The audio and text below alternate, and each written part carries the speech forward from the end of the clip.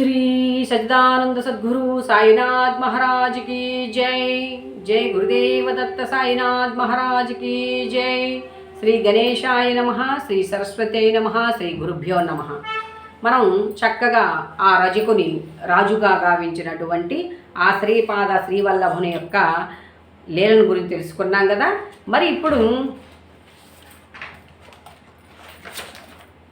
మరి ఇప్పుడు సిద్ధయోగి చెప్పిందంతా శ్రద్ధగా వింటూ ఉన్నాడు నామధారకుడు స్వామి శ్రీపాదవల్లభులు కృష్ణానదిలో అంతర్ధానమై వేరొక చోట మరొక అవతారం ఎత్తారని చెప్పారు కదా। అటువంటప్పుడు ఆయన గుప్త రూపంలో కురుపురంలో ఉన్నారని, ఇప్పటికీ అక్కడ తమ ప్రార్థించిన భక్తులను రక్షిస్తున్నారని చెప్పారు। అది ఎలా సాధ్యం? ఏదో అంతే కదా, మనం ఏదైనా ఉందంటే ఏంటి అక్కడ, దానికి నిదర్శనం ఏంటి అని ప్రశ్నిస్తాం।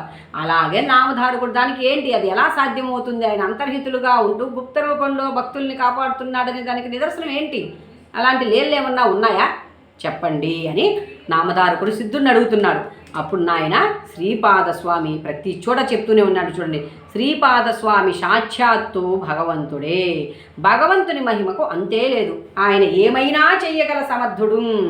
ఆయన ఏమైనా చేయగల సమర్థుడు అంటే ఇప్పుడు ఒక రాజుని రజకుడిని రాజు గావించాడు, ఏమాత్రము పండిత జ్ఞానము మంద బుద్ధి వికాసము లేనటువంటి వాడిని బృహస్పతి అంతటి వాడిని చేశాడు।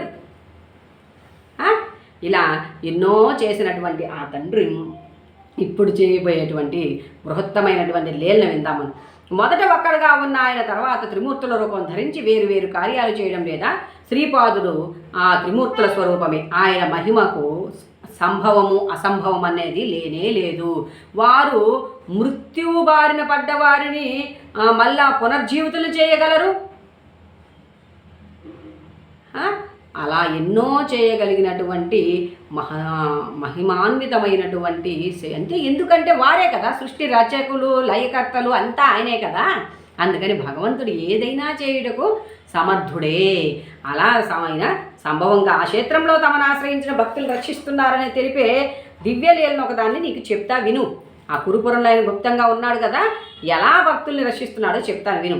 కాశ్యపశ గోత్రుడైన శ్రీ వల్లభేశ్వరుడు అనేటువంటి బ్రాహ్మణుడు వాణిజ్యం చేసుకొని జీవిస్తూ ఉన్నాడు। అతను వాణిజ్యం చేసుకుంటూ ఉన్న అతను ఒకరోజు అతని కుటుంబం చాలా పెద్దది, కురుపురంలో అంతర్హితుడైన శ్రీపాదస్వామి తమ సేవించిన భక్తుని రక్షిస్తూ సూక్ష్మ రూపంలో ఆ క్షేత్రంలో ఉన్నారని విని అతను స్వామికి భక్తుడయ్యాడు, శ్రీపాదస్వామికి భక్తుడయ్యాడనమాట। అయ్యా ఎవరైనా కోరిన వెంటనే వాళ్ళకి శీఘ్ర ఫలితాన్ని ఇస్తూ ఉన్నాడు స్వామి అని విని ఆయన పేర్కొన్నాడు। ఏమని?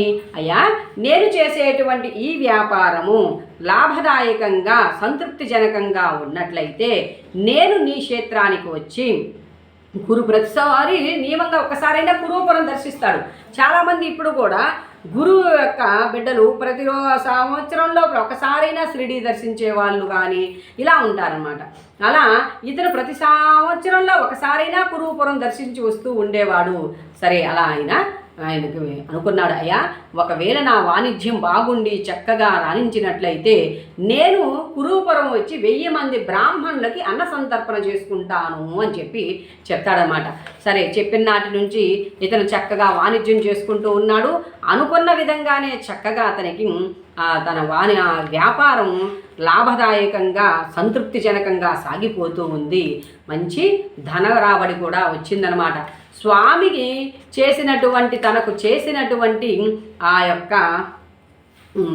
పనికి కృతజ్ఞతగా చక్కగా ధనాన్ని మూటగట్టుకొని అక్కడికి వెళ్ళి అన్న సంతర్పణ చేయాలనేటువంటి సత్సంకల్పంతో చూడండి మొక్కుకున్నాడు స్వామికి, అది ఫలించింది। దాన్ని పోస్ట్పోన్ చేస్తూ రాలేదు అతను, తక్షణమే వెళ్ళి స్వామి దగ్గర తను అనుకున్న పని నెరవేర్చుకోవాలని ధనాన్ని మూటగట్టుకొని బయలుదేరాడు।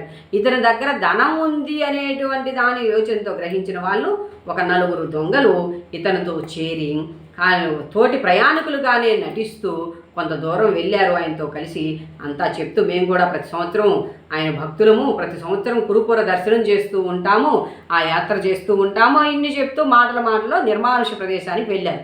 నిర్మానుష ప్రదేశంకి వెళ్ళగానే ఇక్కడ ఎవరూ లేరు, ఏం జరిగినా మనకి ఇబ్బంది లేదనుకున్నటువంటి దాంట్లో ఆ వల్లభేషుడిని గట్టిగా పట్టుకొని కాస్త చంపి ఆ ధనం మూట లాగేసుకున్నారు. ఆయన్ని చనిపోబోయే ముందు ఆ వల్లభేషుడు శ్రీపాద వల్లభ అంటూ పెద్దగా అరుస్తూ కింద పడిపోయాడు. అలాగే ఆయన అయిపోయి ఆయన్ని దహనం కూడా చేయాలనేటువంటి యోచన చేస్తారనమాట వీళ్ళు. సరే, వారంలో ఒకడు ఏమీ చేయకుండా పిరికివాడు బాటసారిగానే వస్తాడు. వీళ్ళతో వచ్చినటువంటి వాడు నిశ్చేష్టుడైపోతాడు. సరే, ఈయన అరవగానే అక్కడ అందరూ స్పృహ తప్పి పడిపోతాడు. వాళ్ళు ఆయన దహనం చేయబోయేటప్పుడు ఒక్కసారిగా దివ్య మంగళ రూపం, కాంతిమైన కళ్ళు మిలుమిట్లు గొలిపేలా ఒక దివ్య మంగళ రూపం వారి మధ్యలో వస్తుంది. ఆయన వాళ్ళని, ఆ దొంగలని సంహరించేస్తాడు శ్రీవాళ్ళు. ఇక్కడ మిగిలిన ఇంకొక ముగ్గురు చంపేశాడు. ఇవన్నాయా, నాకేమీ తెలియదు, నేను మామూలుగా వస్తున్నాను, వారితో నాకు ఎటువంటి సంబంధం లేదు స్వామి అని చెప్పి, మీరు తపోనిష్ఠులు కాబట్టి, ఆ ఆత్మద్రష్టలు కాబట్టి చక్కగా మీరు ఆ దృష్టితో గమనించినట్లయితే మీకు గోచరం అవుతుంది, చూడండి అని చెప్తాడు. అలా చెప్పిన తర్వాతే సరే, ఇదిగో ఈ విభూతి తీసుకొని అతన్ని మీద చల్లి ఆ శిరస్సుని మొండానికి అతికించమని అతనికి చెప్తాడు శ్రీపాదం వల్లభుడు. జటాజూటధారి అయి, శంఖచక్ర త్రిశూలధారి అయి, చక్కగా మంచి కాంతి రూపంతో ఉన్నటువంటి ఆ పాదవల్లభుని దర్శనంతో పరవశించిపోతాడనమాట ఆ బాటసారి. సరే, ఇతనికి అతికించగానే విభూతి చల్లగానే చక్కగా అవుతుంది. ఆ ధనాన్ని అక్కడ పెట్టేసి ఆ భక్తులు, ఆ యొక్క దొంగలు అక్కడ చచ్చిపడి ఉంటారు. ఇతనికి స్పృహ వస్తుంది. స్పృహ వచ్చి లేగానే ఏం జరిగింది, వీళ్ళు ఇలా పడిపోయి ఉన్నారేంటి, ఇక్కడ ఇంత జరిగినా నువ్వు ఇక్కడే ఉన్నావేంటి అని చెప్పి వల్లభేషుడు లేచి అన్నీ ప్రశ్నిస్తాడు పాఠశాలని. అయ్యా, ఇప్పుడు ఇక్కడ ఒక అద్భుతమైనటువంటి లీల జరిగింది. మనల్ని వెంటనే వచ్చిన వాళ్ళు చోరులే కానీ వారు యాత్రికులు కాదు. వారు మిమ్మల్ని చంపివేసిన తర్వాత చక్కగా ఇక్కడ ఆ మహాను ఎవరో మంచి జడలు విభూతి ధరించినటువంటి త్రిశూలధారి అనేటువంటి ఒక యతీశ్వరులు వచ్చారు. వాళ్ళని చంపి మీకు మిమ్మల్ని జీవింపజేశారు అని చెప్తాడనమాట. ఆ యొక్క యతీశ్వరుని దర్శనం తనకు కలగలేదనేటువంటి తపమున ఎక్కువ అవుతుంది వల్లభేశ్వరి. ఇంకా ప్రేమతో శ్రీవల్లభ దిగంబర అనుకుంటూ స్మరించుకుంటూ ఆయన చక్కగా ఈ బాటసారితో కలిసి ఆ ధనం మూట కూడా అక్కడే ఉంటుంది. తనను కాపాడిన స్వామిని హృదయాంతరాల్లో ఇంకా కృతజ్ఞతాపూరిత ప్రేమతో అర్చించుకుంటూ వెళ్తాడు. కురూపురం వెళ్ళి ఇది వరకు 1000 మందికి అన్న సంతర్పణ చేస్తాను అనుకున్నటువంటి వల్లభేశ్వరుడు 4000 మందికి అన్న సంతర్పణ చేసి దక్షిణ తాంబూలాలను సమర్పించుకొని ఆ స్వామిని దగ్గర ఇదవుతాడన్నమాట. శ్రీపాదుని పాదుకుల సకలోపచారాలతో పూజించి సంతృప్తిగా అందరికీ భోజనాలను వడ్డించి విధంగా ఆయన అందరినీ సత్కరించి సంతోషపెట్టాడు. ఇది కృతజ్ఞత. చూడండి, ఇది వరకు వాణిజ్య రూపమైనటువంటి దానిలో లాభదాయకము సంతృప్తికరమైన దానిగా వచ్చింది. ఇప్పుడు తనకి పునర్జీవితాన్ని ఇచ్చాడు. మృతుడైన వాడిని అమృతుని చేశాడు, అంటే మళ్ళా పునర్జీవింపజేశాడు శ్రీవల్లభుడు. ఇంకా అందుకని కృతజ్ఞత సంతోష భావాలు ఉప్పొంగగా 4000 మంది బ్రాహ్మణులకు అన్న సంతర్పణ చేసుకున్నాడు మన శ్రీవల్లభేశ్వరుడు. ఈ విధంగా శ్రీపాదస్వామి కురుపురంలో అదృశ్యంగా ఉంటూ ఇలాంటి లీలెన్నో నేటికి సజ్జనులకు దర్శనమిస్తున్నారు. అయినప్పటికీ ఆయన శ్రీ నృసింహ సరస్వతి అనే యతిగా వేరొక చోట అవతారమెత్తి లోకోద్ధరణ చేశారు. భక్తులు ఎక్కడున్నప్పటికీ శ్రీపాదస్మరణ చేస్తే చాలు వారికి స్వామి అభీష్టాలనిచ్చి రక్షిస్తాడు.